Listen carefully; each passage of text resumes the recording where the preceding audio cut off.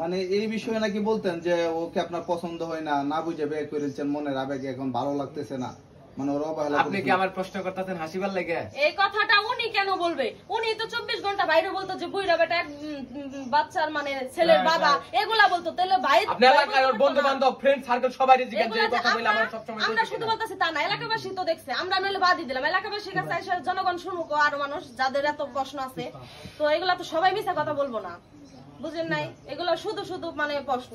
আচ্ছা সর্বশেষ আপনার এখন পরিকল্পনা কি? আপনি তো ডিভোর্স দিয়ে দিলেন, হ্যাঁ, এখন কি আবার নতুন করে আবার সংসার করবেন? ভাই আমার যেটা প্ল্যান, আসলে এখন আমি মানসিক ভাবে অনেক কষ্টে আছি। ওর মন থেকে আমাকে যদি বলা হয় যে আপনি কাকে ভালোবাসেন, মানে আপনি কাউকে ভালোবাসছেন কিনা এই বয়সের জীবনে। মিহালের আম্মু ছিল, ওর আম্মু যখন চলে যায় আমি এত কষ্ট পাইনি।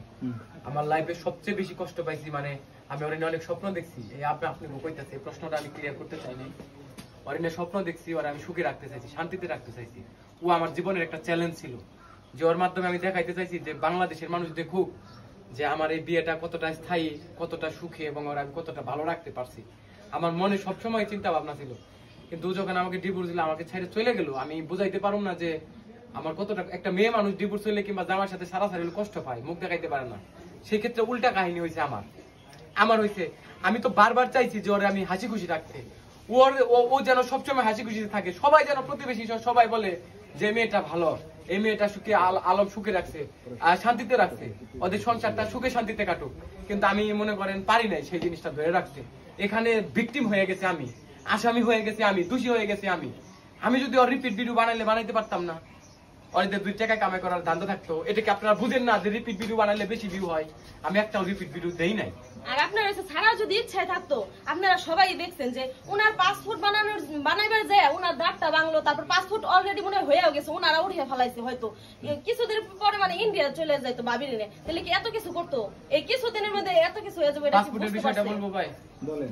ঘটনা দাঁত ভেঙে গেছিল, ঘটনা ঠিক 3 দিন আগে ও আমার ওয়াইফ, এই জন্য একটা নাগরিক সনদ লাগবে, গেলাম পরিষদে, চৌকিদারি করলো কি মোবাইল দিয়ে আমার এই দাঁতটা ভাঙলো। এটা সবাই জানে, বাংলাদেশে আমি ভিডিও পাবলিশ করছি। ও ভিডিওতে এসে কয় কি আমার দাঁত ভাঙছে বলে আর মারবার যায়। এখন যদি পরিষদে চৌকিদারে ধরি, পরিষদ ভর্তি চেয়ারম্যান মেম্বার সবাই ছিল, ওনারা যখন স্টেটমেন্ট দিবে যে দাঁতটা চৌকিদারে ভাঙছে এইভাবে মোবাইল লাগে, তাহলে ওর জন্য আমার দাঁত ভাঙলো কেমনি? আচ্ছা একটা কথা বলি, ক্লিয়ার করি, আপনারা একটু সময় কইরা একদিন পরিষদে চৌকিদার আর ওই মেম্বারে ধরেন, হ্যাঁ, জিজ্ঞেস করেন যে আলম হাসানের দাঁতটা কিভাবে ভাঙছিল, ও কত বড় মিথ্যাবাদী, একদম ক্লিয়ার হবে। দাঁত ভাঙার পরে এই দাঁতটা নিয়ে যে আমি কি কষ্ট করছি, যেটা ভাষায় প্রকাশ করার মতো। এরপরে গেলাম পাসপোর্ট অফিসে। আমি নাকি ওকে ভালোবাসি না, ওরে আমার বিজনেস করার ইচ্ছা ছিল। তাহলে আমি আমার সাথে তো অন্য কোনো বান্ধবী ফ্রেন্ড বানিয়ে, মেয়ে বান্ধবী বানিয়ে আমি ইন্ডিয়া নিয়ে যাইতে পারতাম, অন্য দেশে ঘুরতে যাইতে পারতাম টুরিস্ট ভিসায়। সেখানে না যায় তো ওরে নিয়ে যাওয়ার জন্য আমি 10 বছরের ওর ভিসা করার জন্য আমি পাসপোর্টের অ্যাপ্লাই করছি। ওর গাজীপুর হবে না দেখে, নারায়ণগঞ্জ যে করতে হবে দেখে আমি বলছি যে তোর কোনো এখানে স্টেটমেন্ট নেই, কিচ্ছু নেই, তুই এরপরে আমার শুধু হয়রানি করতেছিস। 3 দিন আমাকে পাসপোর্ট অফিসে আনলে, আমি বারবার বললাম এখানে হবে না। পরে বললো তাহলে কালকে যাবো, রোজা রেখে আমি বলছি যে কালকে যাবো। ওই কালকের দিনটাই এই ডিভোর্স পর্যন্ত করাইছে।